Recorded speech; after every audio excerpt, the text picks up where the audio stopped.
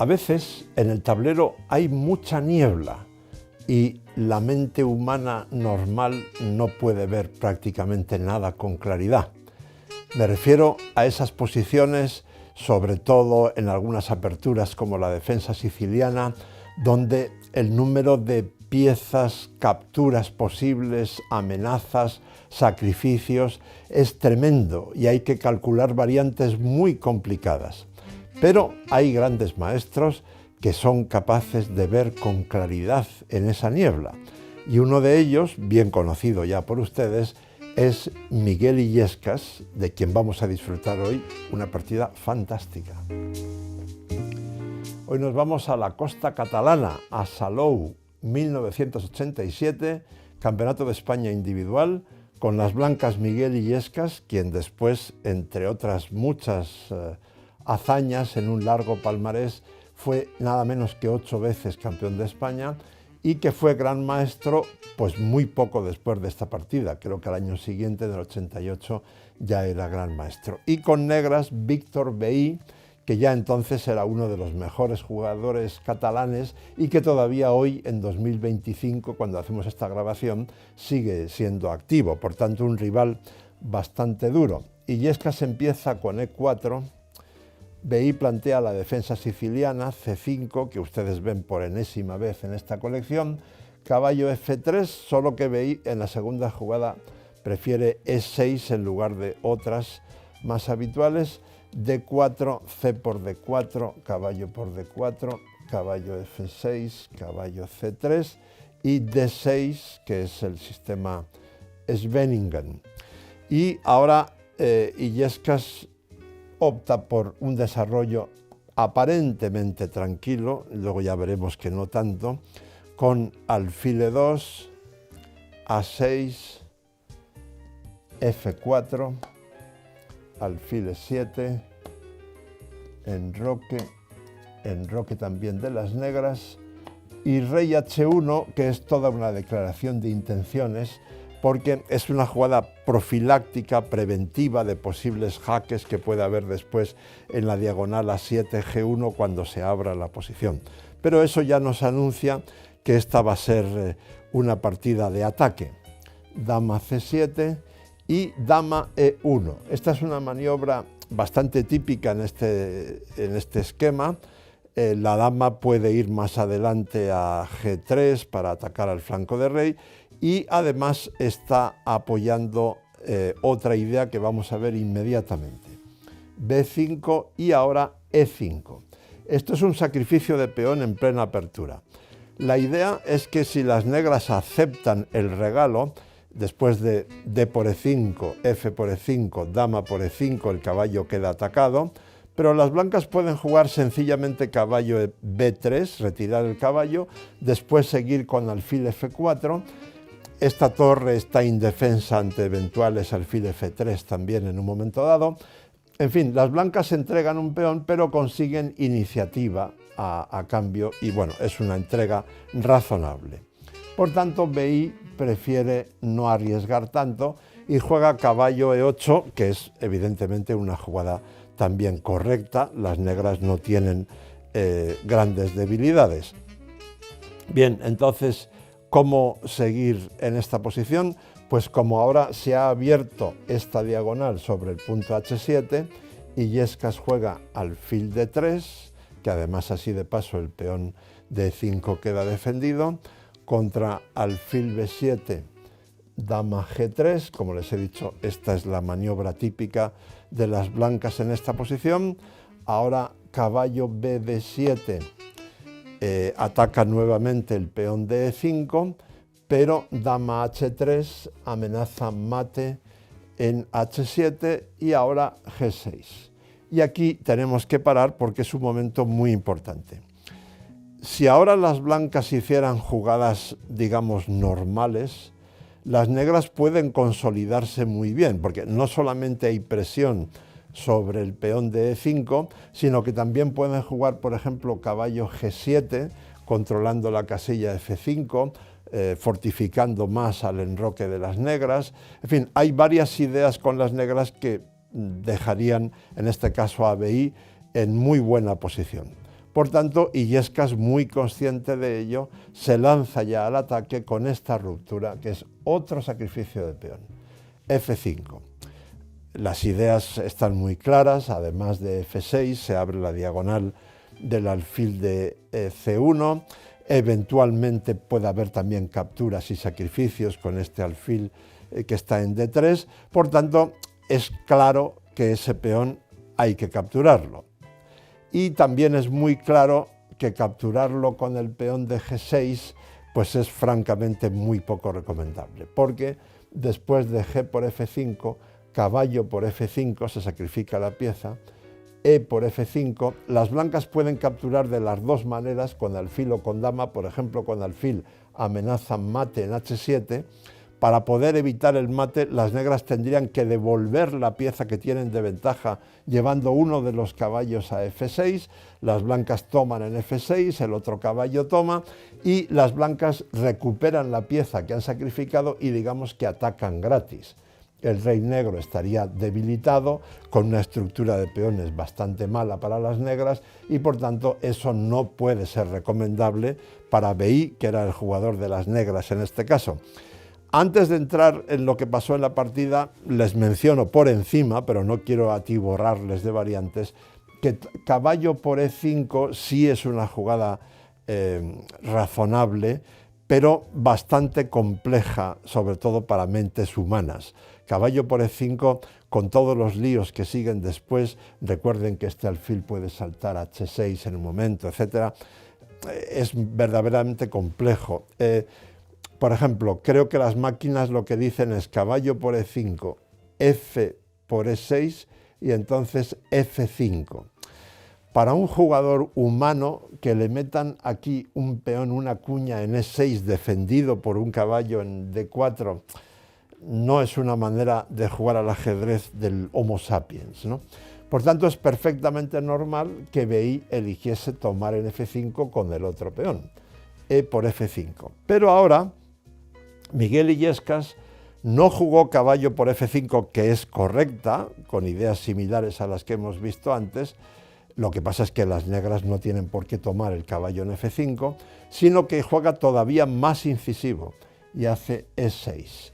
Obviamente tomar en E6, por razones obvias, el caballo al retomar ataca a la dama y la torre, etc., no es nada recomendable. Por tanto, BI responde con la jugada más natural, que es caballo C5, que toca este importante alfil de D3, toca también el peón de E6, etc.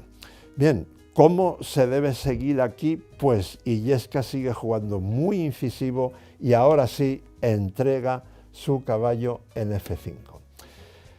Entrega, pero tomarlo, como ya hemos visto varias veces, no es nada recomendable. Les invito a que lo comprueben, pero en fin, huelga decir que es sumamente peligroso tomar ese caballo, por no decir perdedor. Por tanto, descartamos esa idea ante las amenazas de mate en H7, etc. Podríamos considerar la de tomar en E6 con el caballo, pero caballo por E6 tiene problemas considerables.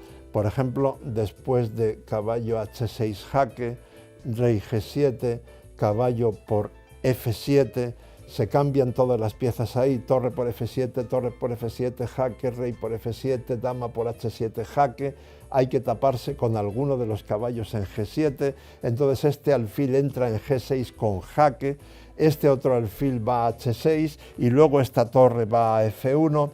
Conclusión, ya sé que les he dicho un montón de variantes o de jugadas al mismo tiempo, simplemente les doy la pista para que ustedes lo comprueben con más calma en sus tableros o sus ordenadores, sus pantallas, pero la conclusión es que en esas variantes las blancas sí entregan una pieza, pero a cambio de un ataque tremendo, porque todo el resto de las piezas blancas están perfectamente coordinadas para atacar al rey negro, que además queda a la intemperie.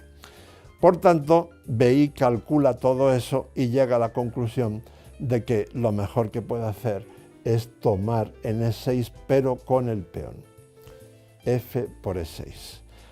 A lo cual sigue caballo H6 jaque, rey G7, y aquí nos podríamos preguntar, pero bueno, ¿qué está haciendo Illescas? ¿Está entregando material? ¿Y qué es lo que ha conseguido?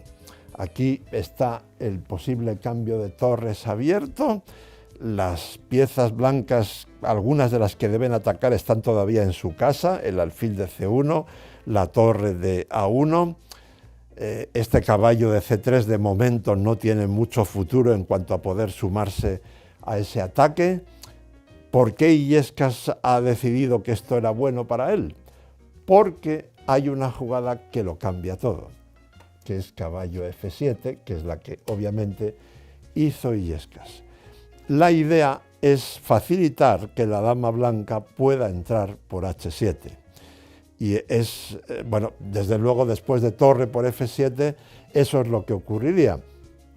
Después de torre por F7 jaque, rey por F7, dama por H7 jaque, habría que taparse con el caballo, entonces alfil por G6 jaque, luego alfil H6, como les decía antes, y luego torre F1, ese rey estaría verdaderamente cerca del patíbulo. Por tanto, Víctor Vey decide que debe dejar ese caballo vivo en F7 y juega caballo F6. Antes de hacerla, quiero recalcar que ahora, a toro pasado, viendo lo que ocurrió en la partida, sabemos que probablemente hubiera sido mejor alfil F6. Pero como verán ustedes, eso no es nada fácil de prever, porque estarán ustedes de acuerdo conmigo en que caballo F6 es una jugada bastante razonable, ¿no? Tiene muy buen aspecto. Sin embargo, después de alfil H6 jaque, rey por F7, alfil por F8, las blancas van a tener un ataque tremendo. Aquí Vey, quizás sin pensar mucho, jugó torre F8, torre por F8, y eso le va a dejar perdido. Pero no es nada fácil de ver por qué las negras están ahí perdidas. Y es verdad que tenía una jugada que le hubiera permitido resistir mucho más, que es sacrificar su alfil en G2, alfil por G2 jaque. La idea es que si las blancas capturan con la dama ya se ha desviado de su entrada por H7 con jaque, por tanto, después de alfil por G2 jaque, habría que tomar de rey. Entonces las negras pueden dar un jaque con su dama, dama C6 jaque, que puede contribuir a que la dama luego vaya a defender a su rey vía E8 en algunas variantes, pero aún así las blancas quedan un poco mejor en la siguiente línea, que les invito también a comprobar.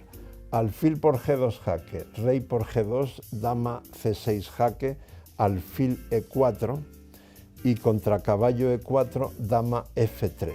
Y cuando la torre toma en F8, este caballo toma en E4, explotando la clavada de ese caballo en F6 sobre el rey, y ahí las blancas tienen una pequeña ventaja, es decir, las ideas de Illescas, los sacrificios, están plenamente justificados hasta este momento. Y sobre todo después de torre por F8, las negras, como decía, están perdidas. ¿Pero por qué están perdidas?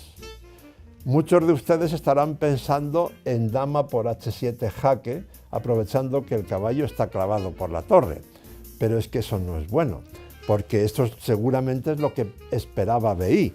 Después de dama por H7 jaque, rey E8, las negras estarían muy bien. Las blancas, no pueden ir muy lejos con ese ataque. Es verdad que existe alfil por G6 jaque, pero el rey negro se sigue huyendo, y las negras consiguen, digamos, recomponer su posición y parar el ataque de las blancas. Lo que Vey probablemente no vio o no evaluó correctamente fue este otro sacrificio, torre por F6 jaque. Ahora, tomar de alfil pues no va muy lejos, porque si alfil por F6, dama por H7 jaque, habría que taparse con el alfil en G7, entonces torre F1 jaque, y buena parte de las combinaciones se basan en que esta dama está indefensa. Entonces hay variantes, por ejemplo, en las que a torre por torre no se puede contestar con alfil por torre por la dama de c7. De modo que después de torre por f6 jaque hay que jugar rey por f6. Y entonces aquí no se da ningún jaque, no torre f1 jaque, sino cortar primero la retirada del rey. Dama por h7 y ahora sí el rey negro está condenado a muerte o poco menos, porque la dama desde h7 le está quitando su retirada, digamos, normal. Aquí, bueno, la amenaza principal, obviamente, las amenazas principales son el jaque en f1 y los jaques tomando en g6 especialmente. Entonces ahora BI considera que su mejor recurso, la verdad es que no tiene ninguno que le salve, pero intenta este, que tiene su interés, alfil por g2 jaque, pero ahora ya no es tan bueno como antes, rey por g2, dama c6 jaque, porque ahora ese rey blanco no retrocede, lo que permitiría que más adelante la dama o incluso el alfil puedan dar jaques en la diagonal negra, sino que se va a g3, que es efectivamente la jugada correcta para evitar los contrajuegos de las negras. Y bueno, ahora, ¿qué hacer con las negras? Hay muchas jugadas, pero todas pierden.